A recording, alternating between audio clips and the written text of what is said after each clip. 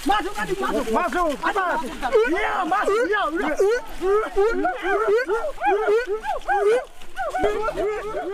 Kayu besi rawa sepanjang 17 meter ini disiapkan untuk membuat salib. Melihat panjangnya, timbul pertanyaan, siapakah yang akan disalib? Siapapun itu, pasti sesuatu yang lebih besar dari mereka. Tapi Frankie Woro, Casimilus Awe, dan warga suku Auyu di Papua Selatan ini tak akan melukai siapapun.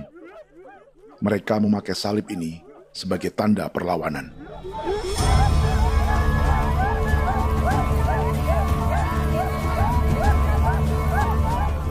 Yang mereka lawan memang lebih besar,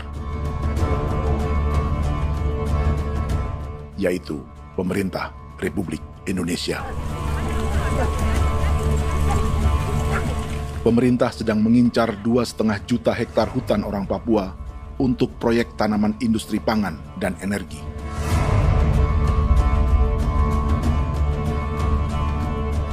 Ratusan kilometer dari salib orang-orang Auyu itu, orang Muyu sedang menyiapkan gerakannya sendiri. Tapi kali ini dalam bentuk sebuah pesta. Pesta yang disiapkan oleh marga Kimco Jinibju selama 10 tahun.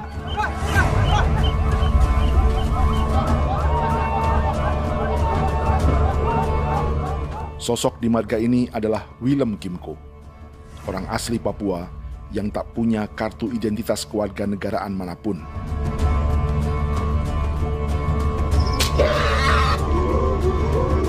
Pesta adat ini sudah cukup langka. Tak hanya di Papua, bahkan di kawasan Pasifik dan peradaban Melanesia. Awalnya bayarnya kalau pernah. Internet ada kode kerem bipnuka, dan jitana ya kati ko berem baran dipo. Kami mengambil ko kuning. Ada gagasan dan gerakan sosial di balik pesta orang-orang Muyu ini. Sama dengan gerakan salib merah yang dimulai orang-orang Auyu. Salib ini akan menjadi yang terbesar dari 1.800 salib merah yang telah ditancapkan berbagai suku di Papua Selatan dalam 10 tahun terakhir.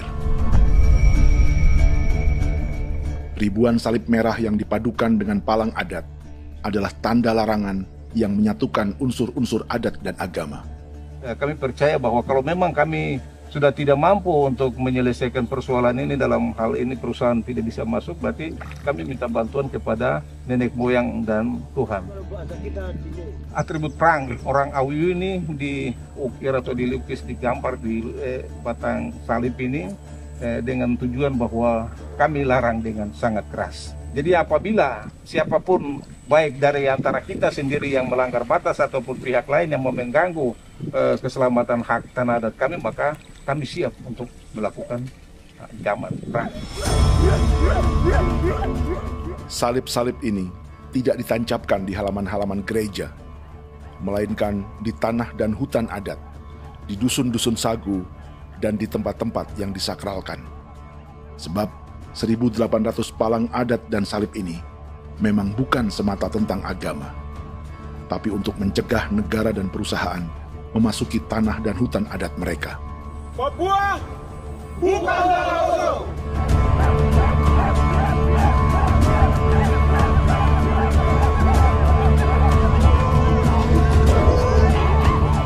Di zaman TikTok ini, kami ingin menceritakan semua ini lewat film yang pendek.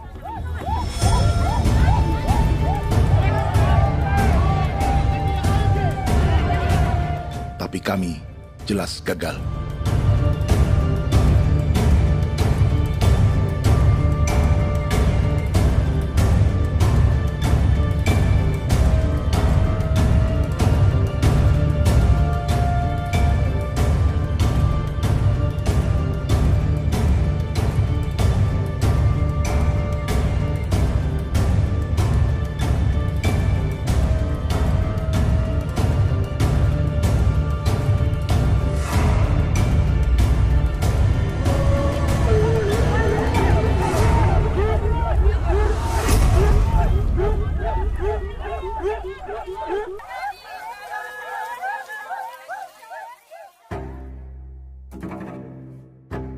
Di planet ini, ada 5 pemilik hutan hujan tropis terluas yang tersisa. Kongo di Afrika, Brazil, Peru, Bolivia, dan Indonesia.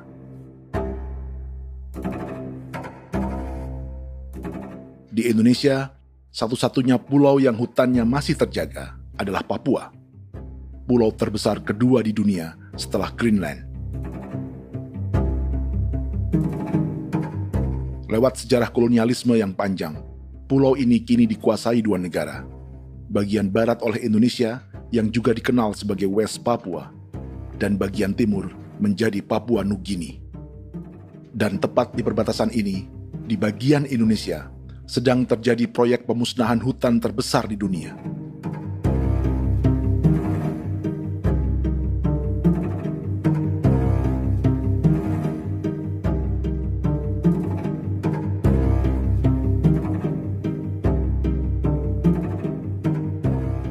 Pemerintah Indonesia sedang membuka lebih dari 2,5 juta hektar hutan untuk sawit, tebu, padi, dan peternakan.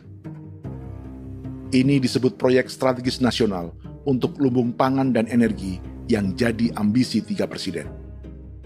Bagian terbesar direncanakan untuk mencetak sawah seluas 1,3 juta hektar. Lalu bagian lain akan ditanami tebu seluas 560.000 hektar untuk gula dan bioetanol. Setiap liter bensin di Indonesia akan dicampur bioetanol 10% atau E10. Ada 10 perusahaan di proyek ini, dan semuanya dimiliki oleh 1 keluarga saja. Berikutnya, ada areal sawit seluas 400.000 hektar untuk biodiesel. Targetnya mencampur 50% solar dengan minyak sawit atau B50. Dan terakhir, pemerintah akan membuka peternakan seluas 380.000 hektar. Jadi, apa yang salah dengan proyek pangan dan energi ini? 5 orang Papua dalam film ini akan menjawabnya.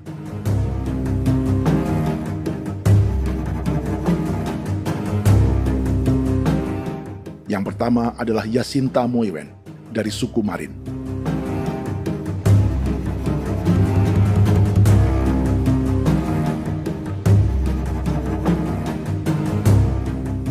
Yasinta dan warga di distrik Ilwayap di Merauke sudah menjadi korban. Hutan dan rawa sebagai sumber pangan dan ekonominya telah dihancurkan. Jalan sepanjang 135 km sedang dibuat, dan di kiri kanannya akan dicetak 1 juta hektar sawah. Mereka sulit menolak atau melawan. Salib sudah digeser, masih datang lagi dengan senjata mereka nih. Karena proyek ini juga dijaga tentara. Macam-macam senjatanya.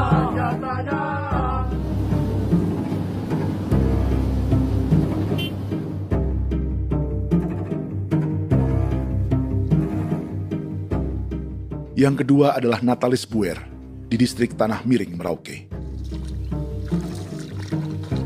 Petani milenial ini merasa ditelantarkan. Sebab setelah hutannya diubah menjadi sawah, sebagian sawah-sawah ini tak tergarap. Orang asli Papua seperti Natalis tak punya modal untuk benih, pupuk, perawatan, hingga ongkos panen.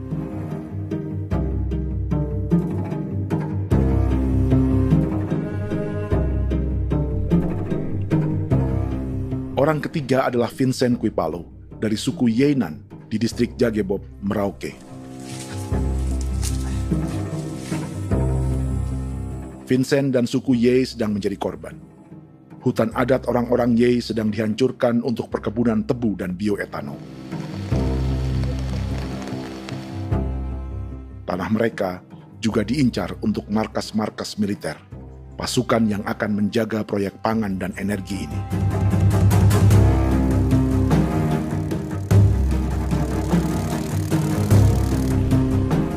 Yang keempat adalah Frankie Woro dari suku Auyu di distrik Fofi, Kabupaten Bovendigul.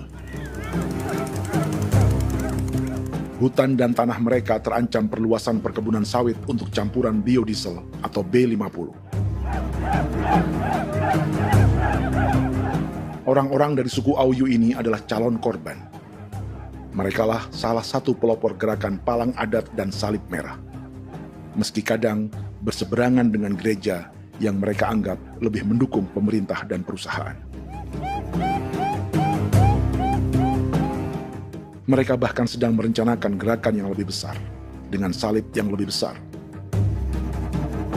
Tanah milik Somu Sobisiba itu bahwa tanah ini diciptakan oleh Tuhan dan memberikan warisan kepada kami.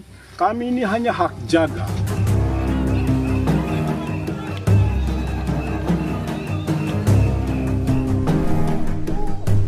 Sosok kelima adalah Willem Kimco dari suku Muyu di Bovendigul. Tokoh adat dari Muyu ini hidup di garis belakang proyek negara, sehingga belum menjadi korban. Tapi mereka sedang bersiap menghadapi segala kemungkinan. Tinggal di belantara dan perbatasan membuat sebagian mereka tak punya status kewarganegaraan. Tapi mereka telah hidup jauh sebelum ada Indonesia atau Papua Nugini.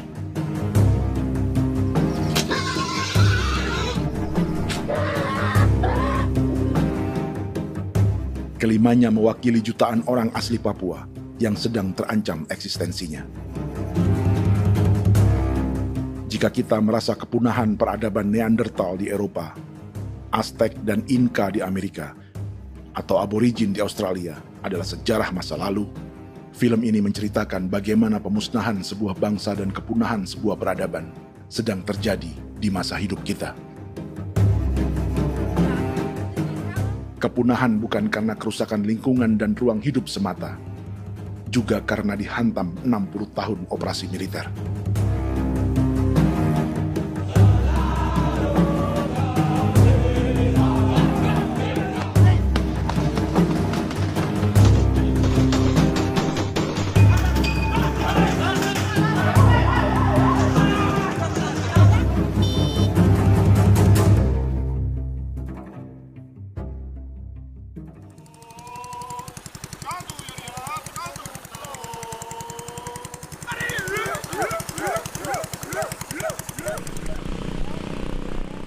Frankie Woro dan orang-orang Auyu sedang berburu. Tapi lokasi perburuan mereka mulai dikuasai perusahaan perkebunan sawit.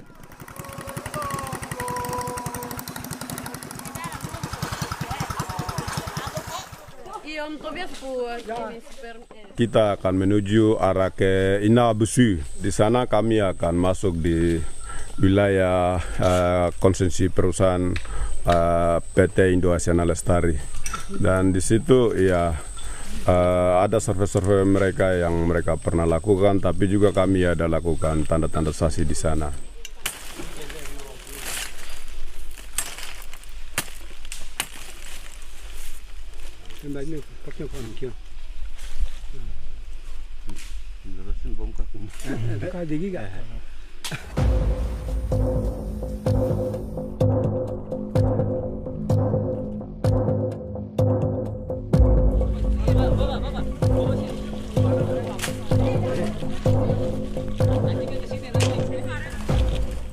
Dapat dengan yang induknya, tapi karena induknya dia lari dan terlambat kerja, akhirnya yang bisa kita dapat dia punya anak ini saja.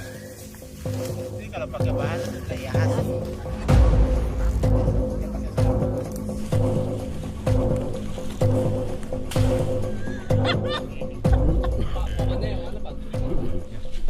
Pohon ini pohon bitanggur, dia punya kayu ini kita biasa gunakan untuk kerja perahu, dan juga kulit depu getanya itu kita pakai untuk kerja ini, panah-panah ini lem, jadikan lem ini, panah-panah. Hutan ini adalah supermarket bagi suku Auyu. Juga lumbung pangan atau bank untuk menyimpan deposito kekayaan alam. Hutan juga tempat yang penuh dengan sejarah suku, situs budaya, dan tempat-tempat sakral. Inilah yang sedang mereka pertahankan dari incaran pemerintah dan perusahaan. Untuk semua alasan ini, mereka menancapkan ribuan salib merah.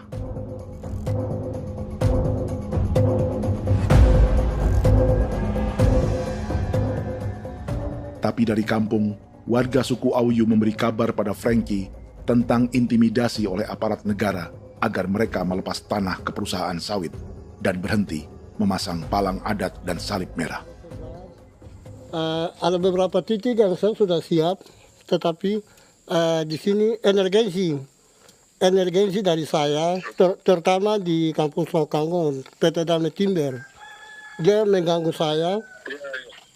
saya dengan menggunakan kekerasan maupun pihak hukum. Dan kemarin saya ada pernyataan penolakan secara resmi, tapi masih tetap dengan menggunakan pihak hukum untuk masuk, untuk harus dituntut saya untuk harus diterima perusahaan itu.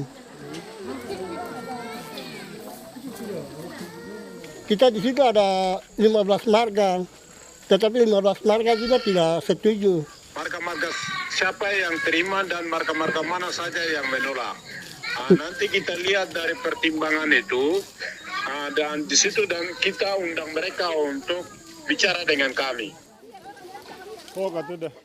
Sebagai sosok yang aktif dalam gerakan, warga Auyu terus memberi informasi lapangan kepada Frankie yang tak selalu berada di kampungnya. Izin pernyataan yang mereka paksa saya untuk tanda tangan itu, tapi sementara saya tidak tanda tangan. Data semua ada di tangan saya. Ya. Baik, kalau gitu itu lebih bagus karena tanda tangan itu yang berbahaya. Iya. Tanda tangan itu yang lebih berbahaya karena sekarang ini modern dan canggih, dan itu yang mereka biasa pakai untuk tipu muslihat. Mereka biasa pakai itu di tanda tangan itu. Betul. Dari Bambisa juga di Sofia dia masuk untuk memaksakan kami marga untuk harus menerima perusahaan itu. Tapi kemarin kami sudah menolak. Babinsa nama bosku. Babinsa di sini nama bosku. Itu yang sekarang strategi militer yang sekarang mereka pakai. Jadi yang penting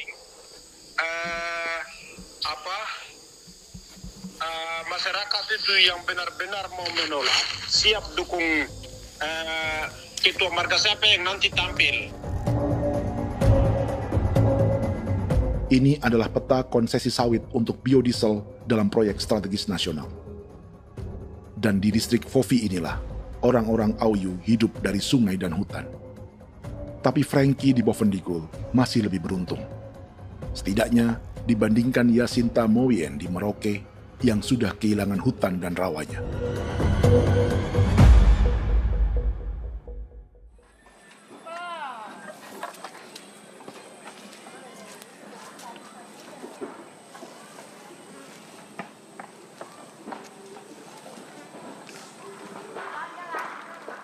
Yasinta dari suku Marin adalah petani sayur di Kampung Wanam, distrik Ilwayap, Merauke.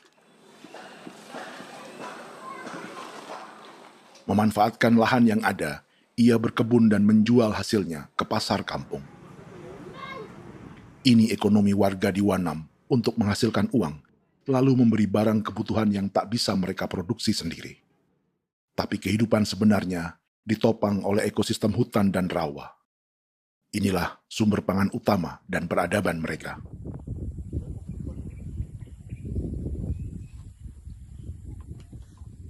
Namun ketenangan ini diusik ketika tiba-tiba pada Mei 2024, di Pelabuhan Wanam datang ratusan alat berat untuk proyek pangan dan energi pemerintah.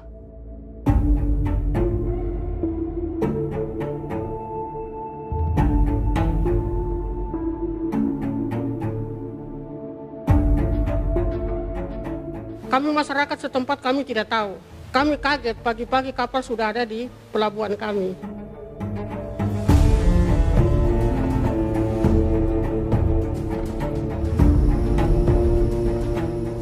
Yasinta Moywen atau Enrika Gebze dan warga lainnya tak pernah diajak bicara atau dimintai pendapat. Seakan-akan Papua adalah tanah kosong.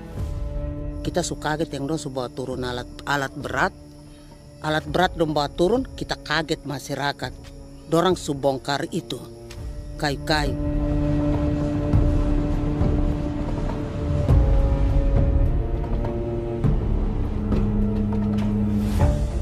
Bersamaan dengan alat-alat berat itu, juga berdatangan tentara Indonesia untuk mengawal proyek pembukaan hutan milik Jacinta.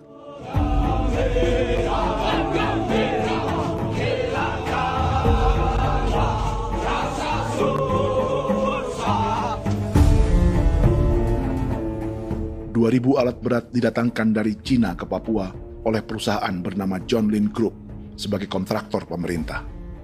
Ini disebut sebagai pesanan eskavator terbesar di dunia dengan nilai 4 triliun rupiah. Misinya membuka hutan dan rawa milik orang Marin, salah satunya untuk membangun jalan sepanjang 135 km. Sementara di kiri kanannya akan dicetak sawah yang ditargetkan seluas 1,3 juta hektar. Jalan berupa garis lurus ini bukan rute tradisional ekonomi masyarakat. Jalan ini akan menghubungkan kawasan perkebunan sawit dan tebu di sebelah timur, juga untuk mobilisasi pasukan militer. John Lin Group adalah perusahaan yang dimiliki Andi Samsudin Arsyad atau yang dikenal dengan Haji Isam. Sebagian orang mengenalnya sebagai pengusaha yang hobi balapan mobil.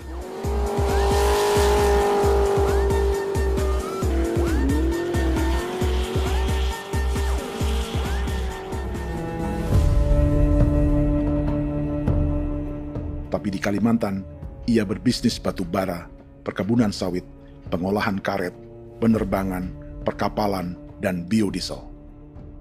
John Lin Group kini juga menjadi pemilik perkebunan tebu dan pabrik gula terbesar di Indonesia. Sayapnya melebar dari Kalimantan hingga ke Bombana, Sulawesi Tenggara.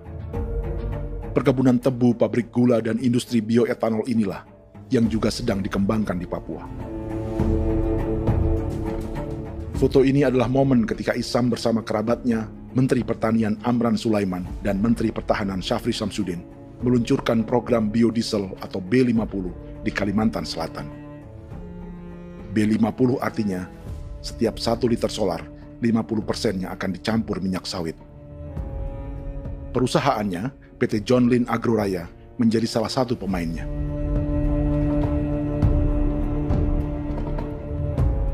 Sepanjang tahun 2025, saham PT John Lin Agroraya pernah naik hingga 700%.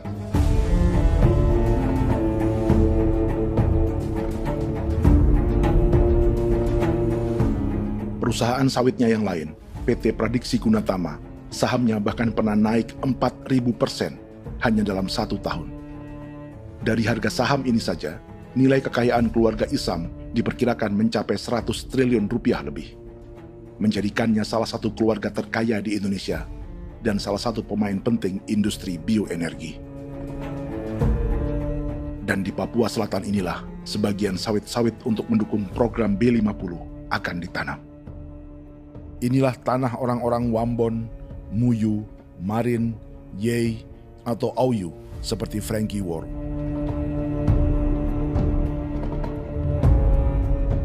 Haji Isam pernah menjadi tim kampanye nasional Presiden Joko Widodo dalam pemilu 2019 saat melawan Prabowo. Bintang Mahaputra Utama diberikan kepada Saudara Andi Syamsuddin Arsyad. Beliau berjasa luar biasa dalam mendorong pertumbuhan ekonomi daerah maupun nasional. Setelah menjadi presiden, Prabowo memberi gelar kehormatan Bintang Mahaputra Utama pada Isam.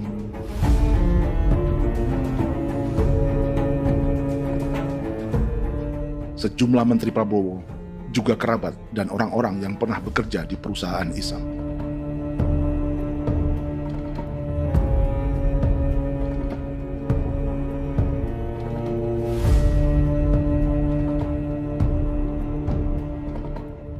Lawan sebesar inilah yang sedang dihadapi Jacinta di kampung Wanam, Merauke. Atau petani perempuan lain seperti Enrika Gebze. Jadi alam kita ini sudah rusak. Jadi kita itu biasa jalan dari sini tuh harus pasang jerat di situ, harus cari makan di situ lagi. Itu tempat-tempat itu pasang-pasang jerat, tempat babi, rusa, sekarang sudah tidak ada lagi.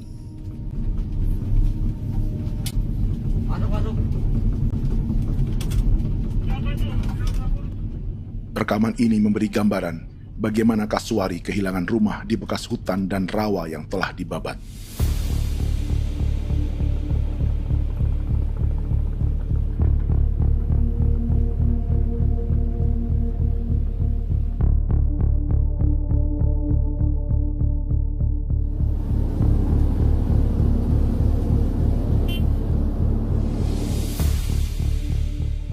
Keterlibatan tentara dalam proyek pangan dan energi di Papua memakai dalih bahwa ancaman terhadap negara kini tak hanya perang secara militer, tapi juga melalui pangan dan energi.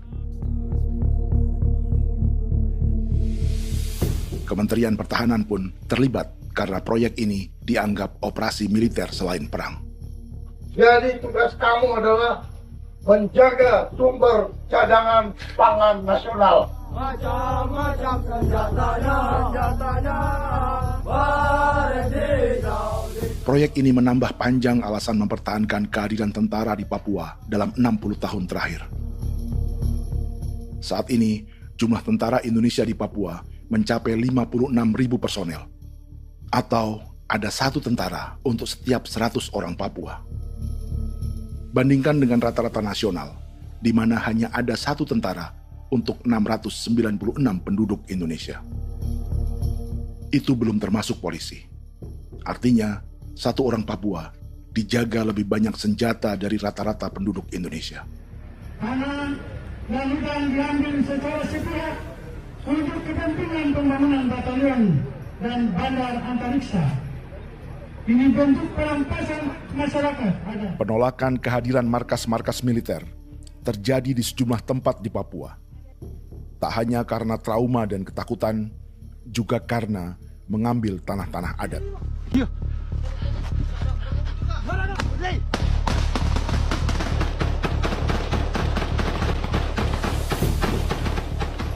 Salah satu alasan mengapa militer terus ditambah di Papua, karena masih ada perlawanan dari Organisasi Papua Merdeka atau OPM selama 50 tahun terakhir. Ayo. Tapi kekuatan militer OPM diperkirakan hanya 1.430 personel dan 360 pucuk senjata. Selebihnya, mereka menggunakan senjata tradisional.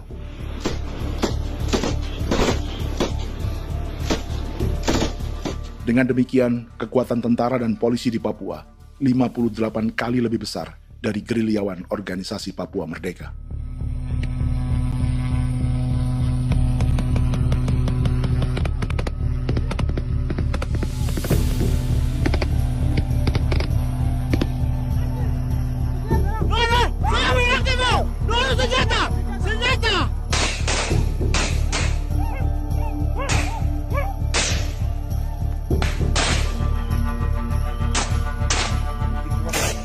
Sebagian tentara berada di garis depan pertempuran, tapi sebagian besar lainnya terlibat operasi non-tempur menjaga proyek pemerintah dan investor swasta.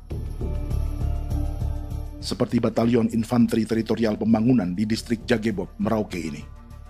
Lokasinya bersebelahan dengan konsesi lahan tebu untuk gula dan bioetanol milik PT Murni Nusantara Mandiri. Baik perusahaan maupun markas militer, keduanya mengambil hutan milik suku Ye dari marga Kuipalo. Tapi dorong datang, tanam ini saja di sini, tanam papan nama ini. Victor Kuipalo menunjukkan apa yang terjadi. Jadi kita juga kaget ini. Nah, kalau ini papan nama ini memang, ini papan nama ditanam tapi bukan haknya mereka yang ini. Ini hak kami di sini, hak dusun kami, marga Kuipalo yang punya hak dusun ini. Setelah memasang patok, alat berat mulai bekerja untuk membangun markas militer di tanah orang Ye.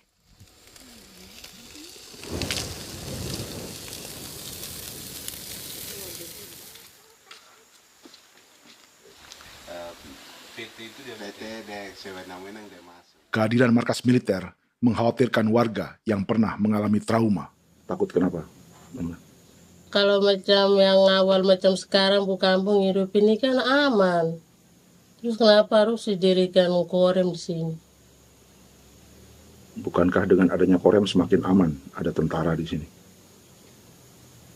Kalau untuk kampung kayaknya tidak bisa aman kalau ada tentara, paling masyarakat dipukul itu ini. Kalau kampung hidup begini malah saya sejahtera dan saya punya masyarakat. Apa pernah ada pengalaman buruk sebelumnya dengan tentara di daerah sini? Ada yang cerita waktu pos-pos di sini tuh di 13, 12 itu zaman katanya Patimura. Memang kasihan. Malah kita punya orang ini yang dianiaya betul, dipukul. Disuruh kerja bakti tidak mau atau lama mencari, namanya kita pangkur sagu itu butuh waktu 1 minggu. Kalau lama begitu ya paling diseret apa pukul itu. Operasi militer Indonesia di Papua dimulai tahun 1962 lewat Operasi Trikora. Tapi perlawanan bersenjata pertama di Papua baru dilakukan tahun 1965 di Manokwari. Nanti tanggal 1 Mei jam 12.30 pemerintahan di Irian Barat mutlak akan jatuh di tangan.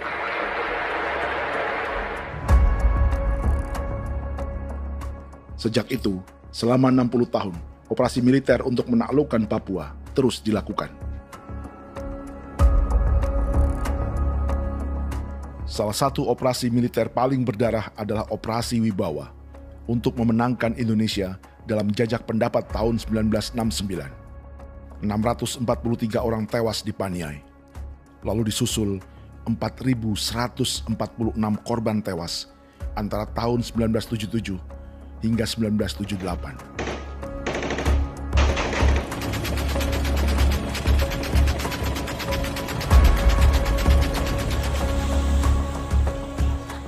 Operasi militer ini menimbulkan gelombang pengungsian hingga kini. Dewan Gereja Papua mencatat 103.000 orang menjadi pengungsi pada tahun 2025 dan nyaris tak diberitakan media-media Jakarta.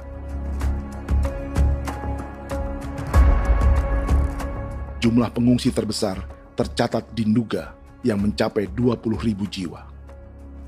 Banyak di antaranya yang sedang hamil, seperti Jubiana, salah satu pengungsi Nduga. Jadi ini tagarik mesti kagi be muguruk berselari di namen wane gosel bigari me egirik menene an nimbo misle bok selar nene wam dak yak lek prak de oi gore bangal no so ndak lo yo nandam yanet ndang no yat de nanen di ko nerwa membri wal marwa egirik mener wa tri bel no semana ngal siya kaya berkumpit nyak masalah orena me woko suluk ri namen wani ko semane kuman nak wani ndemo ko ndak misri namen bre ko lo nak no semana ne be minit waru da kana bi ni dige war be mino pragit de laina bulan Maret April yana mana kantan barang na lire na bam ne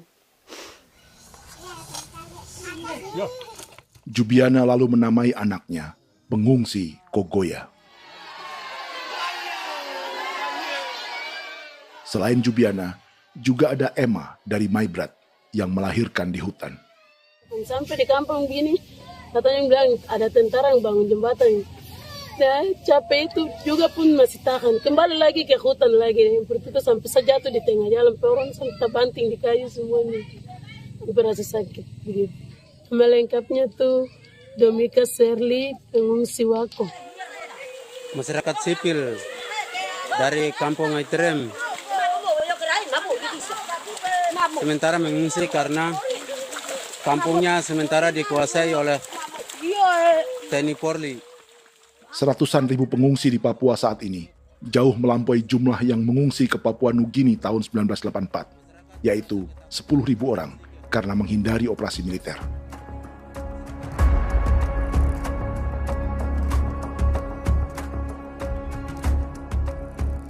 Bersamaan dengan operasi militer, eksploitasi sumber daya alam Papua juga dilakukan sejak masuknya tambang emas dan tembaga Freeport pada tahun 1967.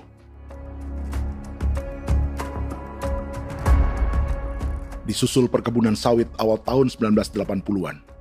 Lalu ada perburuan buaya untuk diambil kulitnya. Sebelumnya, ada eksploitasi gas alam di Teluk Bintuni, pencarian besar-besaran kayu gaharu, atau pembukaan hutan tanaman industri. Ini belum termasuk perburuan dan perdagangan ikan arwana di selatan Papua, penebangan kayu merbau dari hutan-hutan Jayapura, emas di Blok Wabu Intan Jaya, bahkan nikel di pulau-pulau kecil Raja Ampat. Dan kini, dalam skala yang belum pernah terjadi dalam sejarah, Papua dipaksa mencetak sawah, tebu untuk bioetanol, dan sawit untuk biodiesel.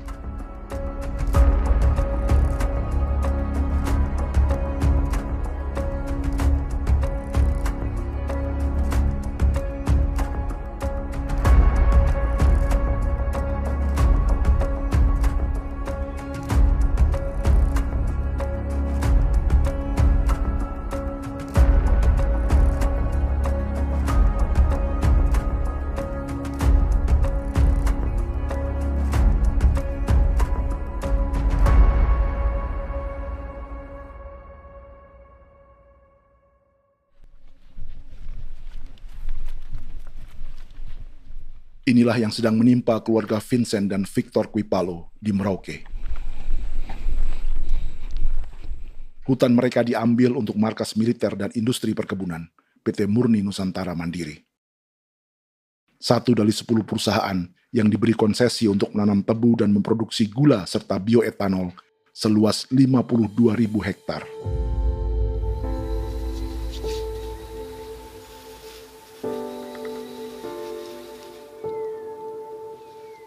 Perusahaan ini dianggap mengambil hutan dan tanah orang-orang Ye, terutama marga Kuipalo, yang memiliki hak adat terhadap 2.300 hektar hutan.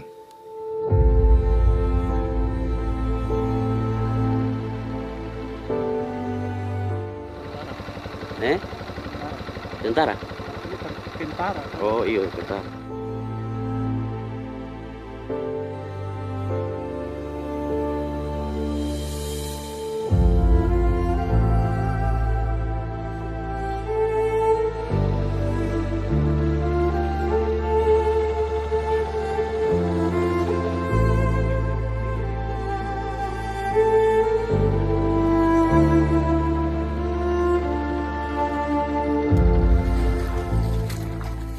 Keluarga Kuipalo sedang melihat apakah perusahaan semakin mengancam tanah mereka. Dan kekhawatiran itu terbukti. Iya, makanya tadi saya bilang ini dari sini saja dekat ini sudah masuk di dalam ujung lapang ini. Ini hutan, yang ini hutan yang orang ada bongkar sekarang ini. Ini sudah punya alat sudah dekat ini. Dekat sekali ini. Ini sini. Nacau, kelapa itu yang jalan lama, jalan setapak ini. Dari udara, terlihat alat-alat berat semakin mendekati tanah orang-orang Ye, marga Kuipalo.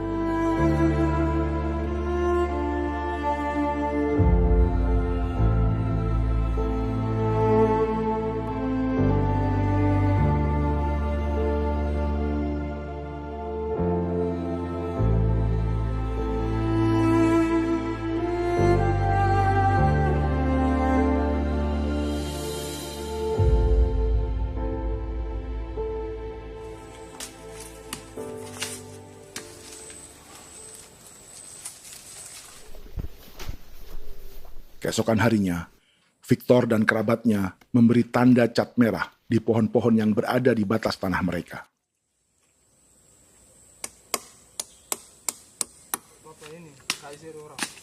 Tapi tanda peringatan adat ini tak diindahkan perusahaan.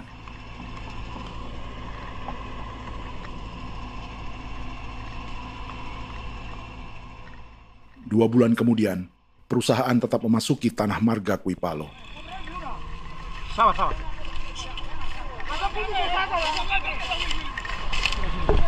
manusia, kau lihat. Tapi tidak sudah sakit hati sekali saya kata adik.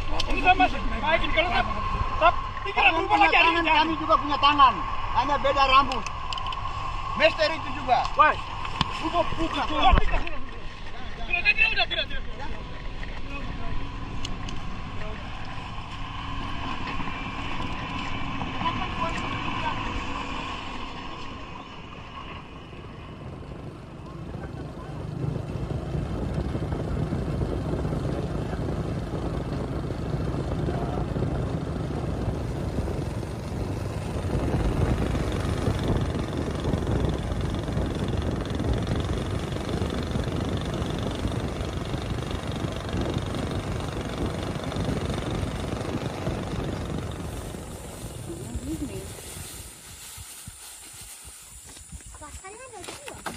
masuk sini.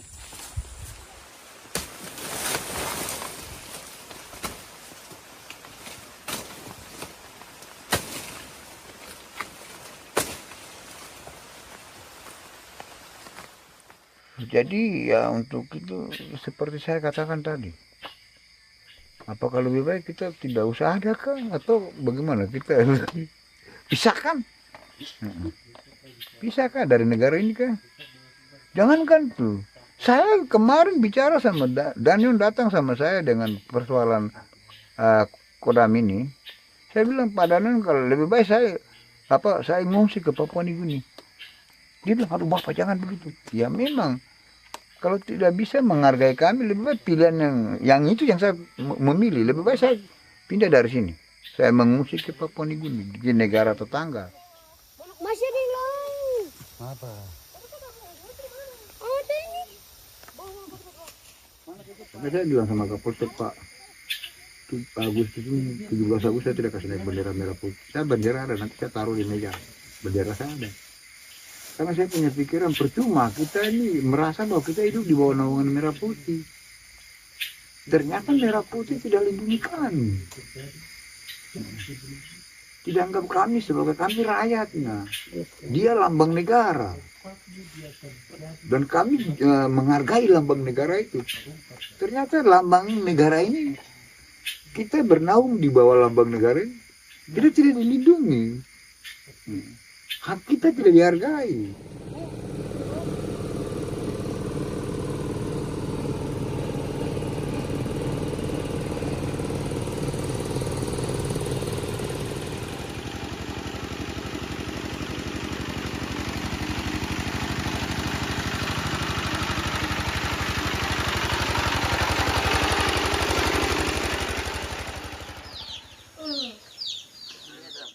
Marga Kuipalo dari suku Ye terus mendapat teror dan intimidasi agar melepas tanah mereka yang hanya dihargai Rp300.000 per hektar.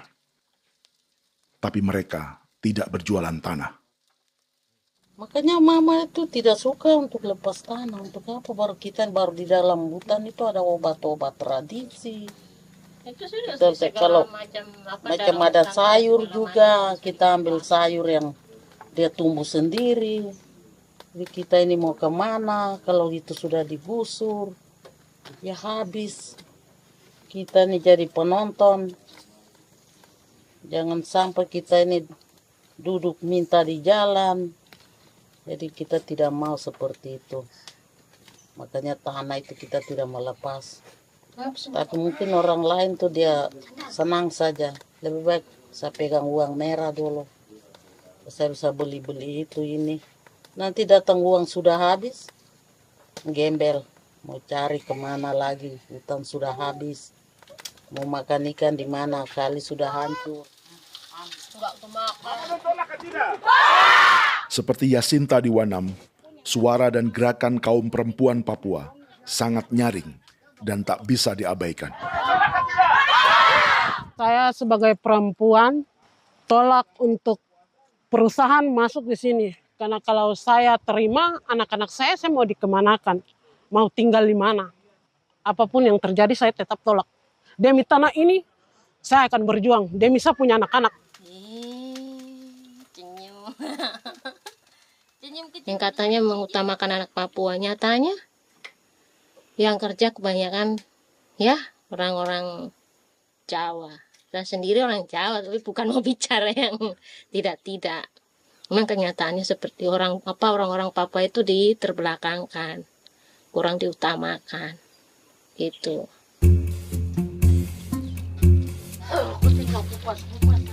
Proyek food estate seperti mencetak sawah, bukannya tak diikuti warga Papua.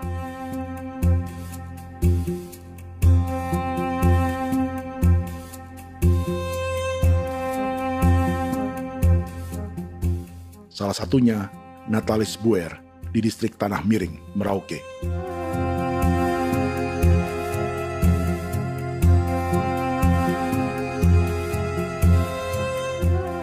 Setelah menghabisi hutan, pemerintah Indonesia mencetak sawah untuk tanaman padi karena beras mulai menjadi makanan pokok menggantikan sagu.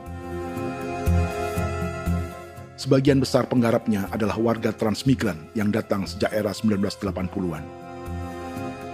Bahkan petani transmigran sudah ada sejak Belanda membuka proyek padi kumbe di distrik Kurik. Lokasi yang sering jadi langganan pejabat Indonesia memamerkan sawah di Papua. Tapi Natalis juga ingin belajar menanam padi atau bersawah. Namun ia kesulitan karena dibutuhkan modal untuk benih, pupuk, hingga pemeliharaan dan panen. Lalu sawah-sawah ini pun mulai dikuasai pendatang.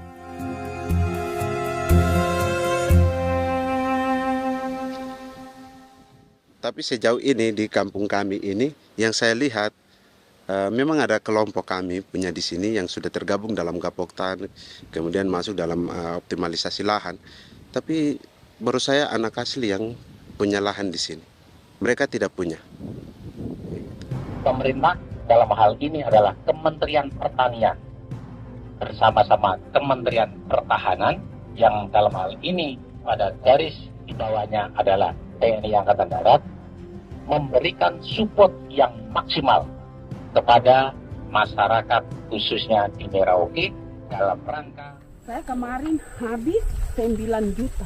9 juta ya? Iya, 9 juta karena dia sudah tidak dipakai toh. Ya.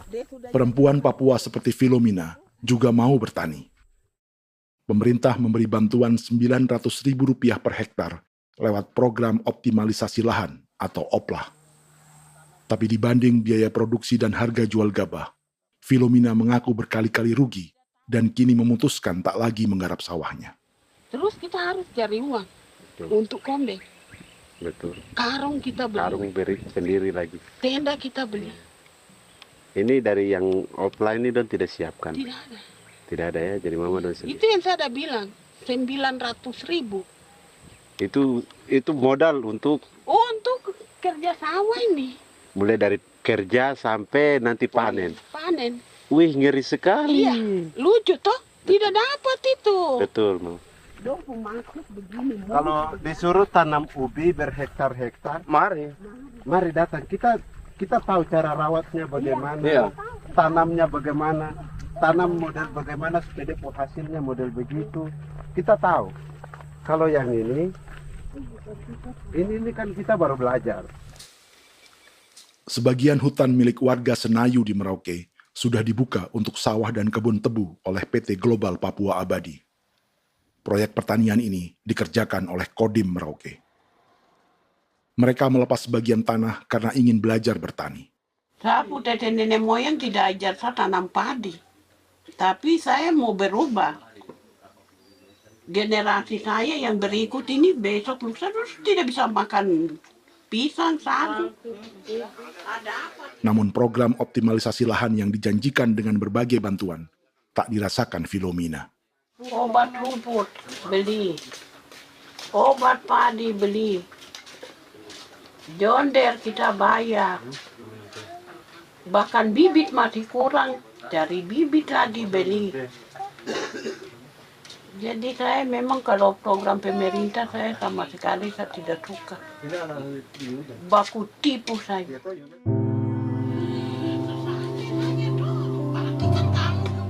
Mereka merasa ditinggalkan sendiri, jatuh bangun belajar bertani padi. Sementara sumber pangan dan air yang semula mudah didapat, kini telah berganti sawah dan kebun tebu. Dulu kita masih bisa jalan, nanti masak di kali, pakai air kali. Minum pakai air kali. Sekarang, kok mau masak? Tidak ada air. Air sudah susu, mau minum tidak bisa. Sudah dengan obat. Drone semprot tebu itu saja drone. Drone yang semprot. Saya lihat di itu. Jadi kita bukan drone yang terbang di atas untuk disemprot. Iya, itu semprot obat. Dong lempar pupuk di bawah ya dia mengalir ke kali. Mengalir ke kali, ke rawa-rawa.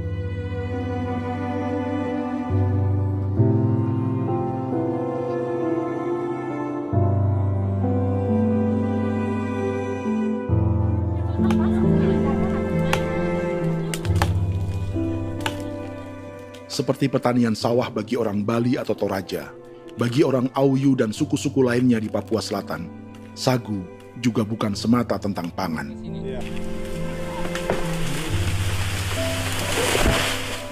Bagi orang Auyu dan Marin, sagu adalah kerabat, sosok orang tua, sosok nenek moyang yang harus dijaga dan dilindungi. Lagi bikin apa mama ini mama? Pakai toko itu sagu.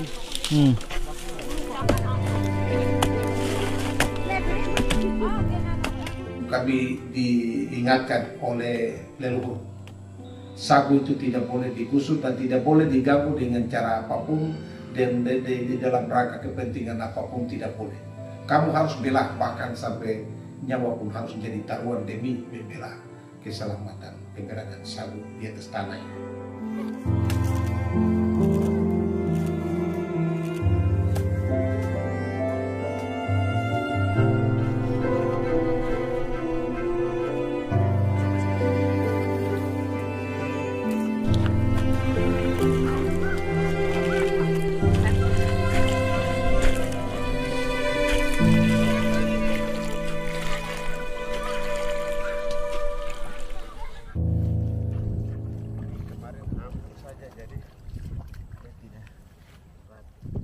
Menurut Natalis, pemerintah di Jakarta mendefinisikan lumbung pangan semata urusan beras dan mencetak sawah. Sebenarnya orang Papua itu bukan tidak bisa bertani. Kami tanam ubi itu bagian dari pertanian. Nah, pertanian yang dimaksud oleh pemerintah itu harusnya selalu, itu kalau bisa pemerintah harus spesifikkan. Pertanian apa yang dimaksud? Pertanian tanam padi atau pertanian tanam ubi, petasan dan lain-lain. Ini yang harus dispesifikkan dulu. Begitu, sehingga tidak menjustifikasi kami orang asli Marin bahwa kami tidak bisa bertani. Bukan. Kami buka kebun besar-besar di sana, bahkan bermeter-meter, ratus-ratus meter pakai sekop, bukan pakai ekskavator, tapi ini pakai skop. Itu pertanian, begitu. Bagi Natalis, alih-alih memaksimalkan sawah-sawah yang sudah ada untuk petani Papua, pemerintah selalu membuka hutan baru, seperti dikerjakan perusahaan John Lynn Group dan melibatkan tentara. Padahal, sejarah keterlibatan militer dalam proyek food estate atau cetak sawah adalah sejarah kegagalan yang bertubi-tubi 4 presiden selama 30 tahun terakhir.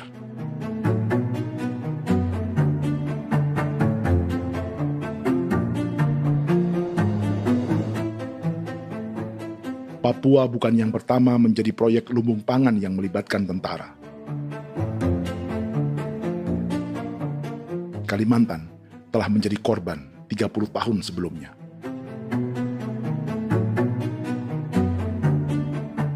Ini adalah bekas hutan yang sudah dibuka di Pulang Pisau, Kalimantan Tengah. Tahun 1996, di era Presiden Jenderal Soeharto, ia menghabisi 1 juta hutan di lahan gambut untuk mencetak sawah demi memenuhi ambisi swasembada beras, bukan swasembada pangan.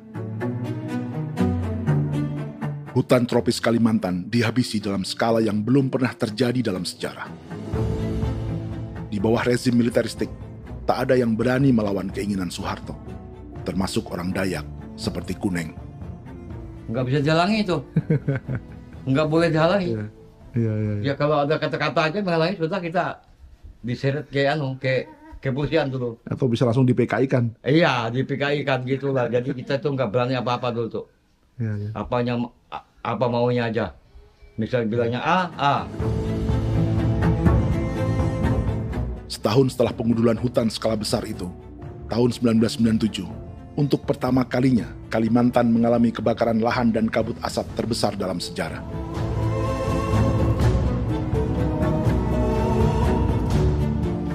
Sebagai ilustrasi, ini kondisi kabut asap tahun 2015.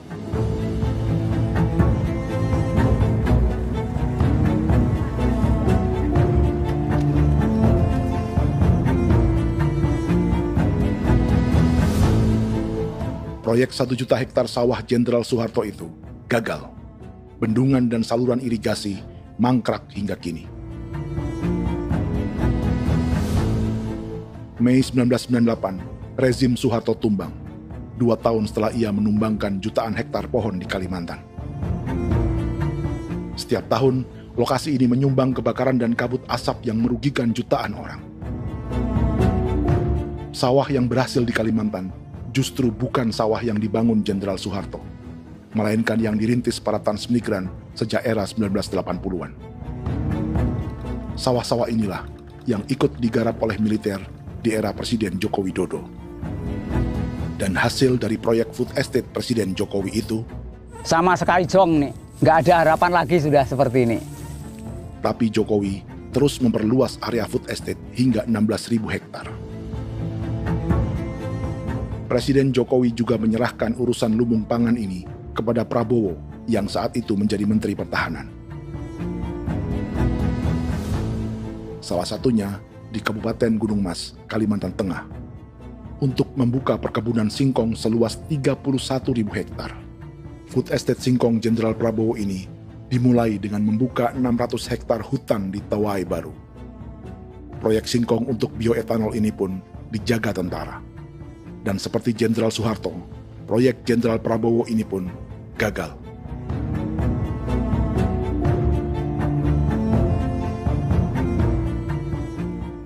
Dengan reputasi ini, Joko Widodo dan Prabowo justru sedang membuka 2,5 juta hektar di Papua.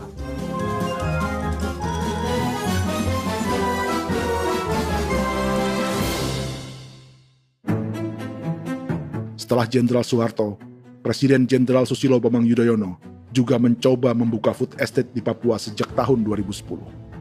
Namanya Merauke Integrated Food and Energy Estate atau MIFE. Proyek ini juga gagal.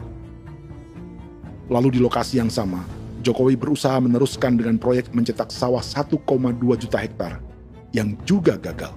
Sekarang yang paling siap adalah 1,2 hektar. Yang 1,2 juta hektar. Dan kini, Prabowo yang pernah gagal dengan 600 hektar singkong di Kalimantan justru akan mengulangi di Papua dengan skala 2,5 juta hektar. Di daerah Papua pun harus ditanam kelapa sawit supaya bisa menghasilkan juga BBM dari kelapa sawit. Dalam setiap proyek pangan dan energi di Papua, yang lebih menonjol bukan tanaman pangannya, melainkan untuk energi atau bahan bakarnya. Sawit untuk biodiesel dan tebu untuk industri bioetanol. Ada 10 perusahaan yang diberi konsesi hingga 0,5 juta hektar untuk tebu. Dan 10 perusahaan itu dimiliki oleh 1 keluarga saja.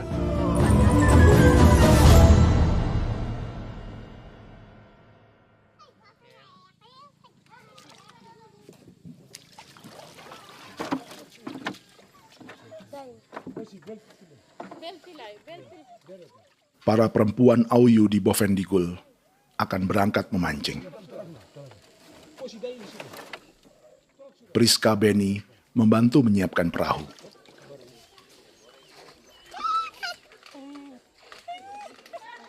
Mereka akan mengumpulkan bahan pangan di hutan untuk persiapan acara penancapan salib merah berikutnya.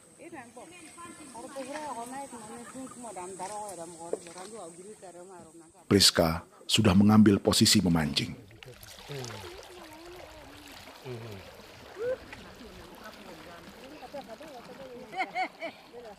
1.800 salib merah telah dipasang di wilayah adat berbagai suku di Papua Selatan untuk menghalau perusahaan sawit dan tebu.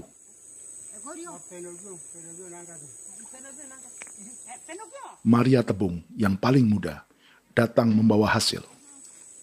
2 ekor ikan gastor alias gabus toraja. Sebagai generasi Z, pendidikannya sampai sekolah dasar. Di perusahaan perkebunan seperti sawit atau tebu, ijazah SD hanya bisa menjadi buruh kasar. Tapi ia tak tertarik.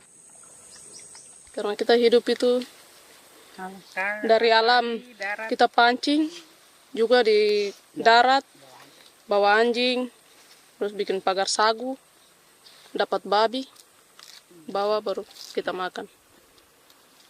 Jadi kita tidak mau perusahaan masuk. Kita tidak akan terima. Sementara Priska Beni masih mencari peruntungan. Tapi baginya, menjadi nelayan di Sungai Fofi masih lebih baik daripada bekerja 9 tahun di perkebunan sawit. Sudah pengalaman, jadi kita tidak mau lagi. Seberapa lama ketika kerja itu? Selama di sana. 9 tahun di sana. 9 tahun? Saya baru pulang dari perusahaan. Selama 9 tahun kerja di sawit, bisa punya rumah kah? Atau tidak. Motor kah? Tidak. Johnson kah? Tidak. Cuma makan saja. Pendapatan juga kan tidak lebih. Habis dimakan.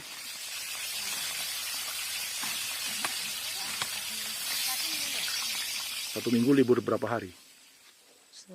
Tidak libur. Minggu tetap kerja? Tetap kerja. Tidak bisa ke gereja? Hari Minggu kerja. Hari Minggu juga kerja. Jadi dia tidak mengenal agama perusahaan itu. Di grup perusahaan sawit Korindo, Priska digaji 2 juta rupiah per bulan dan tinggal di mes karyawan. Tapi gaji itu dipotong bahan makanan atau BAMA rata-rata 1 juta rupiah setiap bulan. Korindo adalah grup perusahaan yang salah satu usahanya adalah hutan tanaman industri dan sawit di Bovendigul dan Merauke. Di Papua, mereka memakai bendera PT Tunas Sarwa Ema. Perusahaan ini pernah memberi bantuan pada Keuskupan Agung Merauke. Keuskupan Merauke belakangan mengeluarkan pernyataan mendukung proyek strategis nasional di Papua. Umat Katolik yang memprotes sikap gereja tersebut ditangkap polisi. Jadi selama 9 tahun tidak bisa nabung? Tidak. Makan saja. Makan saja. Makan saja. Menabung bagaimana? Keperluan banyak. Tidak sampai. Habis di anak-anak uang sekolah. Uang 1 juta itu mana sampai. Mau nabung juga tidak cukup. Sudah pengalaman, jadi kalau di sini perusahaan mau masuk tidak. Tidak.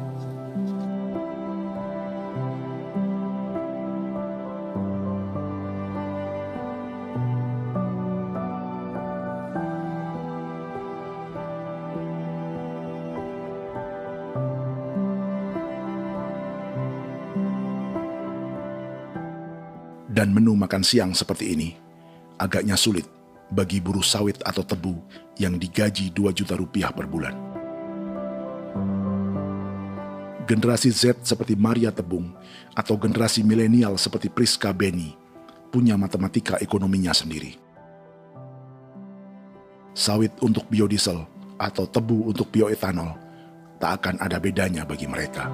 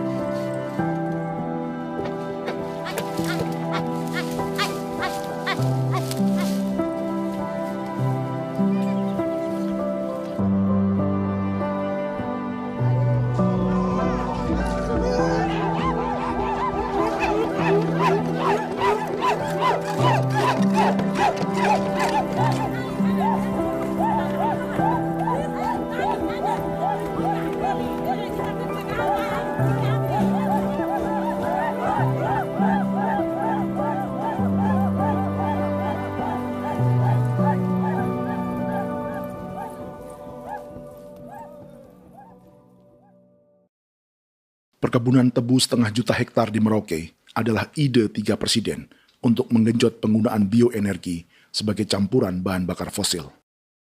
Selain swasembada pangan, swasembada energi di daerah Papua pun harus ditanam kelapa sawit supaya bisa menghasilkan juga BBM dari kelapa sawit. Juga tebu menghasilkan etanol. Singkong, kasava juga untuk menghasilkan etanol.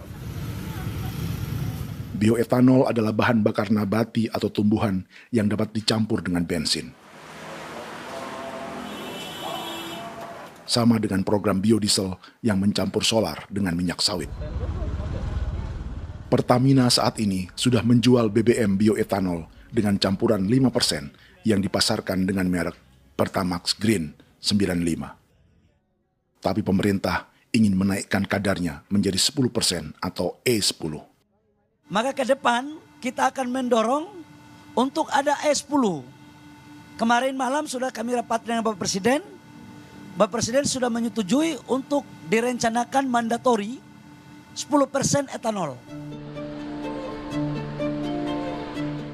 Idenya untuk mengurangi ketergantungan pada bahan bakar fosil yang diimpor dan menimbulkan polusi.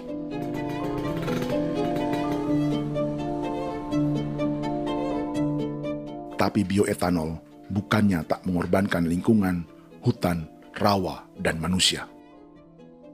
Karena program E10 membutuhkan 7,3 miliar liter bioetanol, maka lahan yang dibuka untuk menanam tebu bisa mencapai 1,3 juta hektar.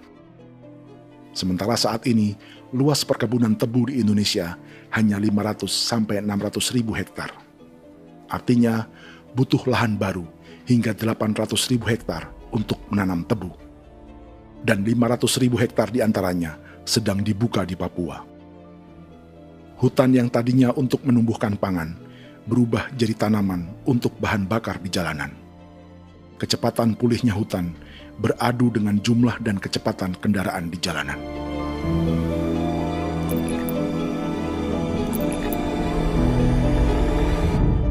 Dahaga terhadap energi tak pernah bisa dipuaskan.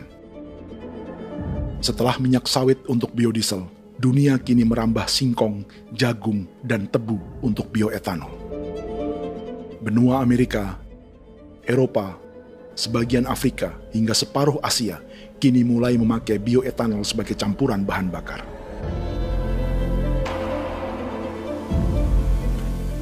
Selain perebutan lahan, masa depan dunia juga dibayangi semakin mahalnya harga pangan karena persaingan antara perut manusia dengan tangki kendaraan.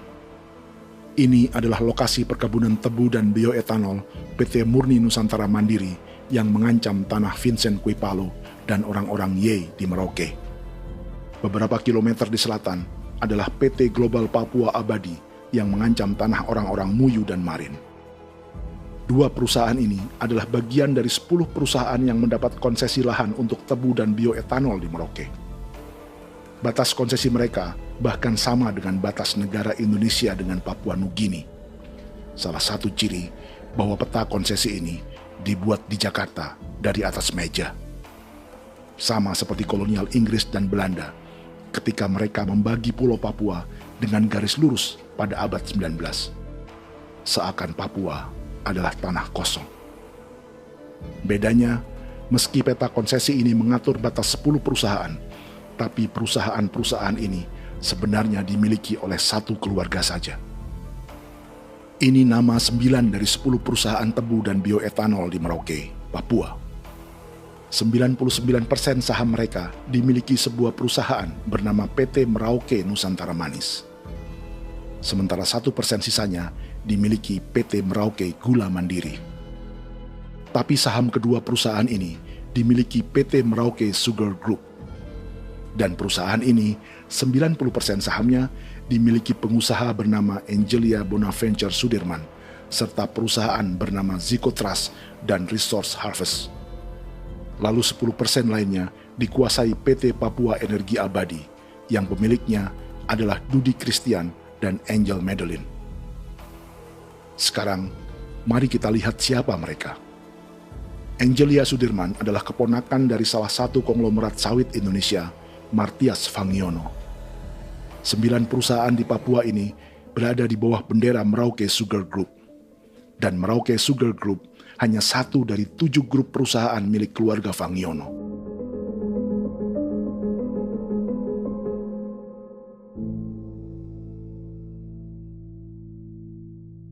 Ini Martias Fangiono.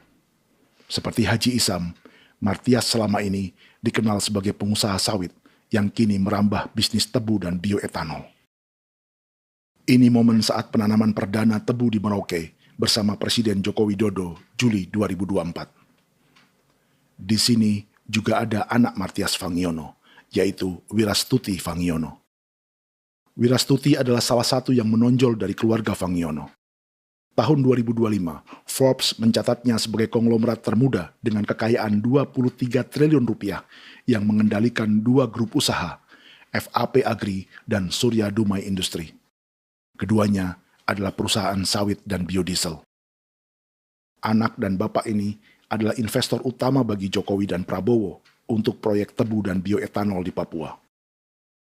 Sementara yang ini adalah Martua Sitorus, pemilik raksasa agribisnis dunia, Wilmar International, yang juga memegang konsesi sawit di Papua lewat berbagai perusahaan.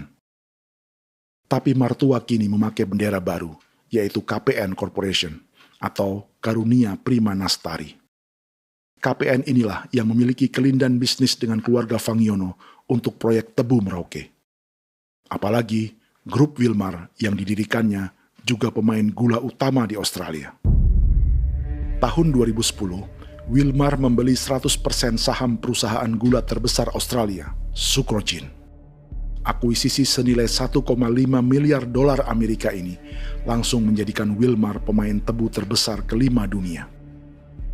Sebagian bibit tebu yang ditanam di Merauke adalah varietas yang dikembangkan Lembaga Riset Gula Australia atau Sugar Research Australia. Sugar Research Australia lalu menjalin kontrak pengembangan bibit dengan PT Global Papua Abadi milik Fangiono.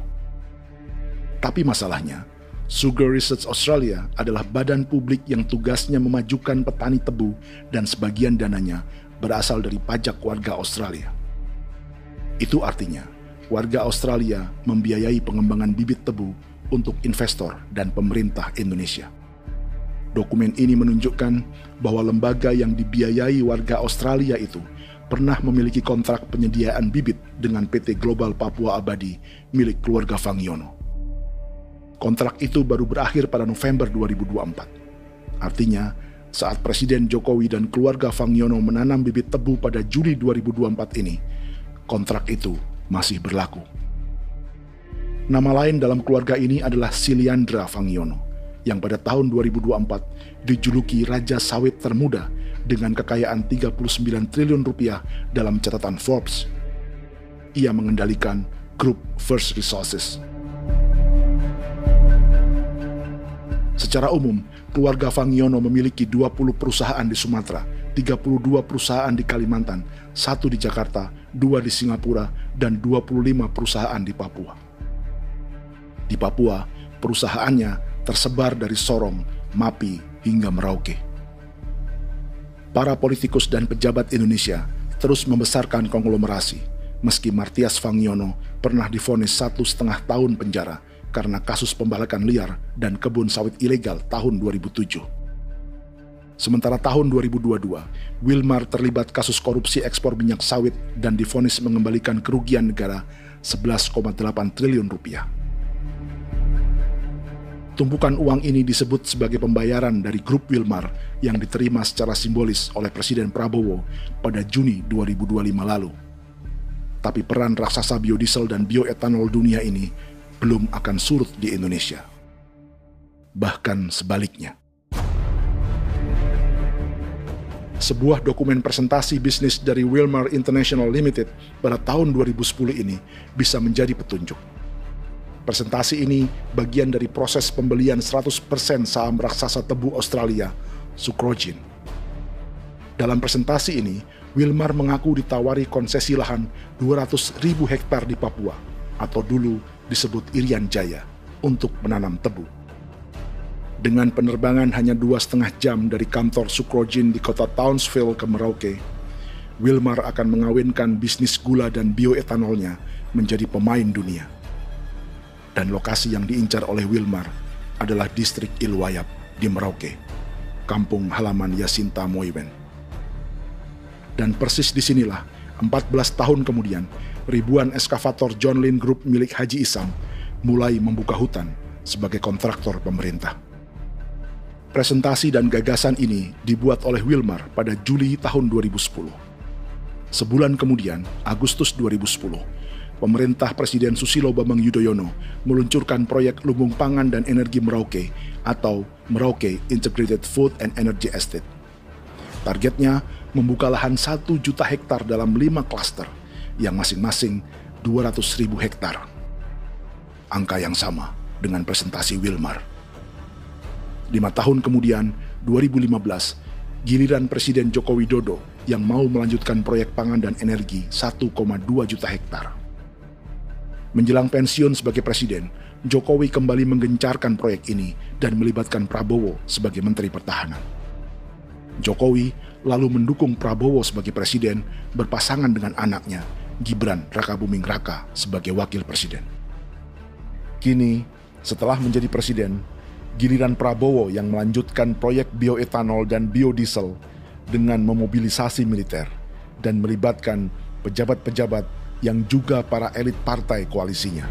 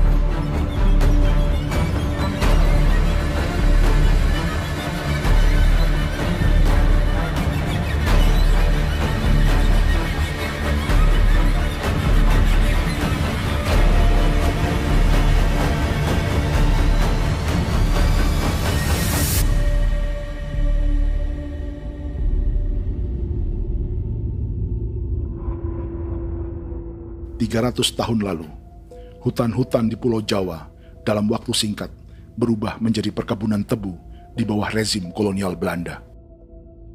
Orang Jawa menjadi buruh dan petaninya dipaksa menanam tebu. Dari kolonialisme dan politik tanam paksa itu, Belanda memperkaya negara dan para investornya. Tak puas membuka hutan untuk perkebunan di Jawa dan Sumatera, kolonial Belanda menanam tebu hingga di Suriname dan mengerahkan ribuan orang Jawa sebagai buruh pada tahun 1890. Inggris yang sudah menguasai negara seluas India dan Papua Nugini pun masih menanam tebu jauh di tengah Samudra Pasifik, di tanah orang-orang Fiji. Lalu memindahkan puluhan ribu orang India menjadi buruh di sana. 200 tahun sebelumnya, ratusan ribu orang Afrika bahkan diperbudak untuk bekerja di perkebunan-perkebunan tebu Spanyol dari selatan Eropa hingga Karibia, Kuba, atau Jamaika. Jika dulu tebu menjadi gula atau emas putih, kini cerita kolonialisme tebu berlanjut di Papua untuk bahan bakar nabati atau bioetanol. Dan seperti semua cerita tentang kolonialisme, akan ada yang berpesta dan ada yang membayar. Dalam setiap cerita pesta kolonialisme, baik di Jawa, Karibia, atau di Papua, selalu melibatkan para elit lokal, dari pejabat, perwira, hingga agamawan. Tapi dalam setiap kolonialisme, juga selalu ada cerita tentang mereka yang mempertahankan diri dan melawan.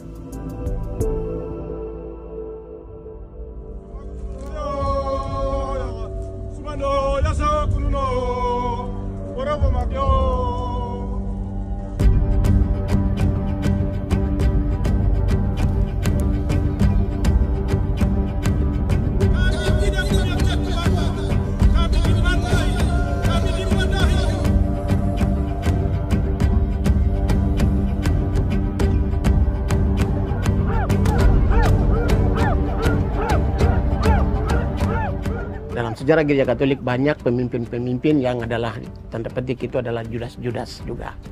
Jadi itu sudah pasti karena itu adalah manusia. Nah, satu sisi sebagai manusia dalam perjalanan digoda, apalagi ada dalam posisi-posisi jabatan ya mungkin banyak tawaran-tawaran lain, lalu disitulah terjadi pergeseran keberpihakannya kepada misi gereja tadi itu untuk umat, untuk mereka yang tertindas.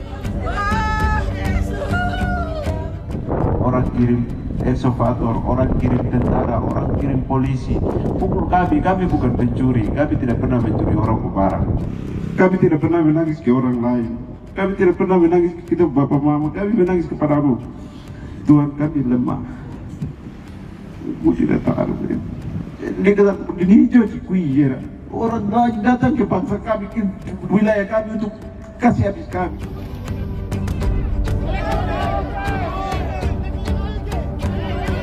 Ya Hakimam Dehi, Ya Hakimam Dehi, Bono Ya Hadikul Dehi, Bono Ya Hadikul Dehi.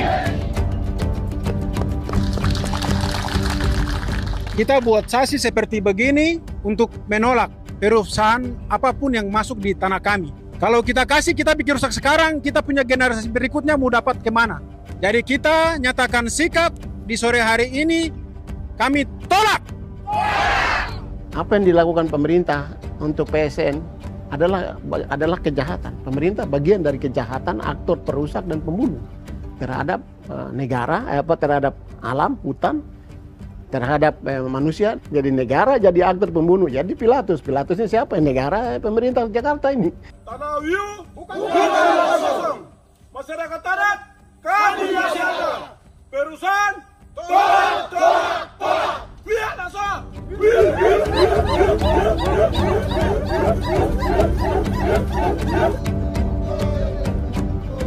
Jika tanah adat dan hutan adat hilang, kami mau hidup di mana? Maka di sini saya mau bilang, negara jangan tipu-tipu kami lagi.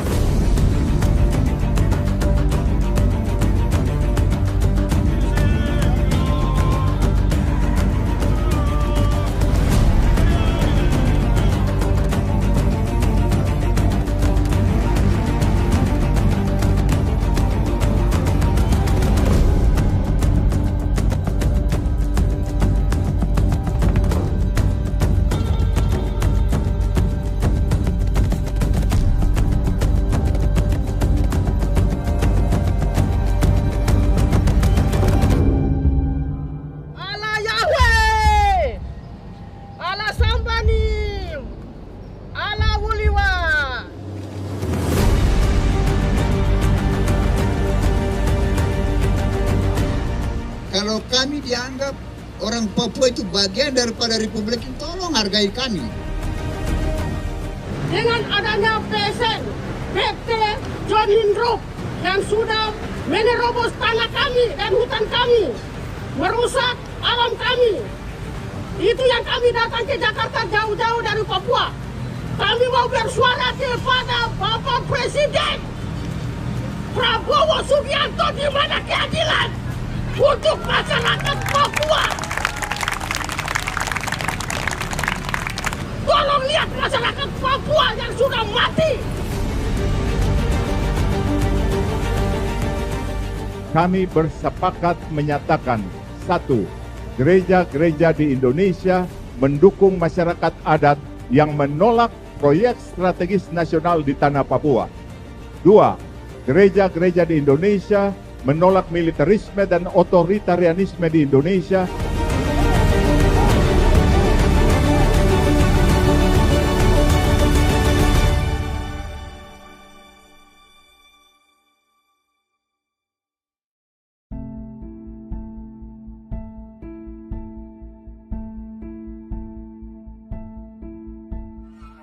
Kita sering merasa banyak hal buruk sudah jadi cerita sejarah.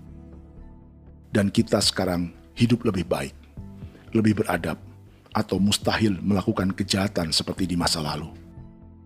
Kita tidak lagi menghukum mati orang dengan memenggal kepalanya.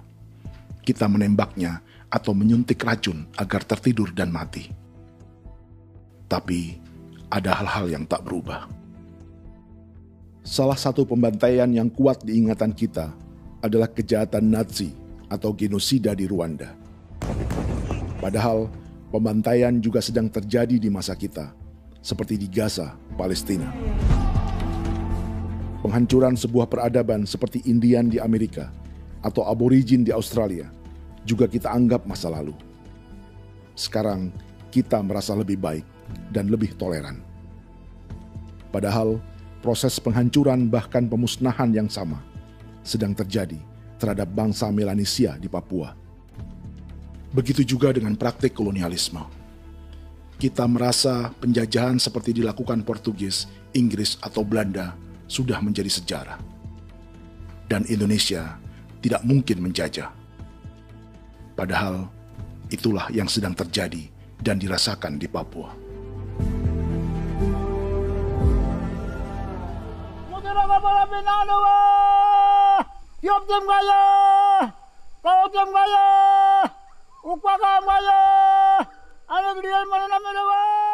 Jalannya sejarah ini disadari Willem Kimco di pedalaman Bovendigol, Papua. Hidup terpencil dan tak tersentuh urusan negara bukan berarti selalu aman.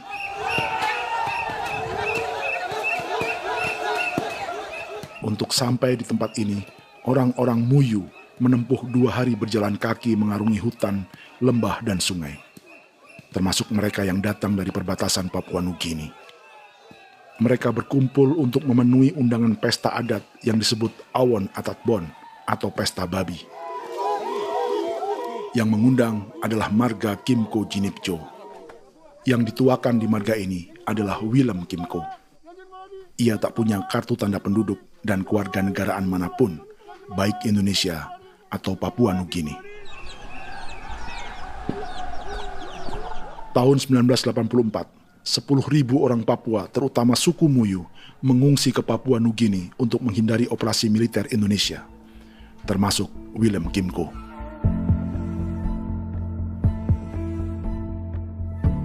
Apa yang membuat pesta adat ini istimewa? Apa bedanya dengan acara serupa yang dihadiri pejabat, tokoh agama, LSM, atau yang direkam oleh kru televisi dan konten kreator? 13, 14, 15, 18. Pertama, untuk membuat pesta babi, orang Muyu perlu persiapan selama 10 tahun. Sebab, babi-babi yang akan jadi bagian dari pesta ini tak boleh dibeli, alias harus dipelihara sendiri. Babi-babi ini bukan bantuan pejabat pemerintah, gereja, atau LSM.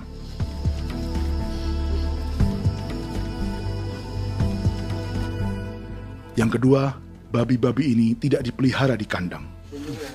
Jadi punya nama babi ini kah? Harimau. Harimau? Harimau.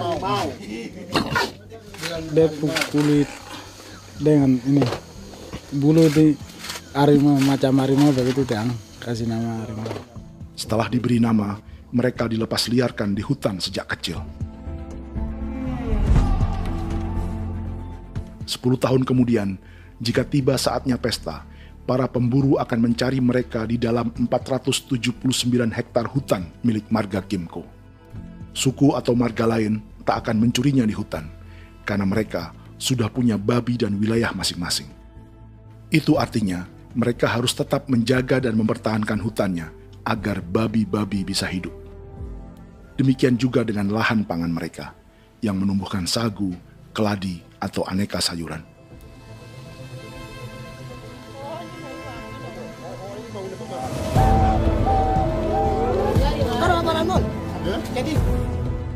Yang ketiga, dalam Awon Atatbon atau pesta babi, binatang ini tidak dimakan secara gratis. Setiap marga atau klan dalam suku Muyu akan membayar jerih payah tuan rumah menjaga hutan dan memelihara babi.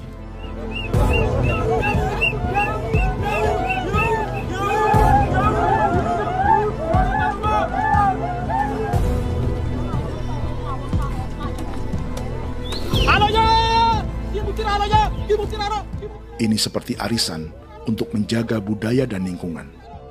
Bagian dari budaya dan ekonomi timbal balik yang ditandai dengan siklus memberi dan menerima.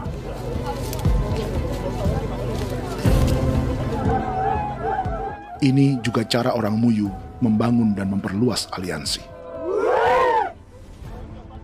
Awon bet begul bet, ulan yau kando bet, asat bet anani, asat bet jenek liga anani, oh, ado, amten anani, menini tene jaga, kepo kemo ko di mana, kepo kemo mayat nih, kep tetek no mayangul, kep kanin bet wini ke iftore wen, ne wen ne tene ke kadek me, oke, kepo nanti kuto kemo, kepo ke pasar kuto nani. Keneman gini wane wanjo. Koko kati bolon ya bengo. Koko kuning bolon ya. Jika Willem Kimco dan marganya bisa menjaga hutan dan wilayahnya, marga lain ikut diuntungkan sebagai sebuah ekosistem. Demikian juga sebaliknya. Alasan keempat, mengapa pesta babi ini memiliki tempat khusus dalam peradaban orang Muyu, karena Willem Kim Ko khawatir peradaban mereka akan punah, menyusul ancaman terhadap ekosistem dan hutan. Setiap marga atau klan harus mengkonsolidasi diri dan membangun aliansi.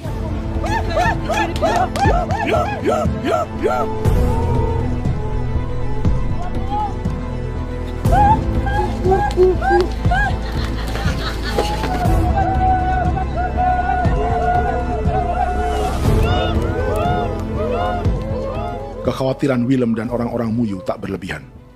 Ruang hidup mereka bersinggungan dengan proyek bioetanol dan biodiesel pemerintah Indonesia. Mereka juga tahu apa yang telah dan sedang menimpa suku lain seperti Auyu di Bovendigul atau Yainan dan Marin Anim di Merauke.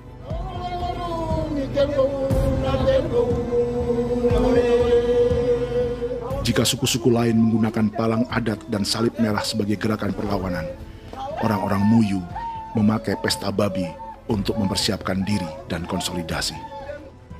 Sebab, berbeda dengan saat mengungsi tahun 1984, kali ini yang datang ke tanah orang-orang Muyu tak hanya tentara, juga alat-alat berat bersama para pebisnis pangan dan energi.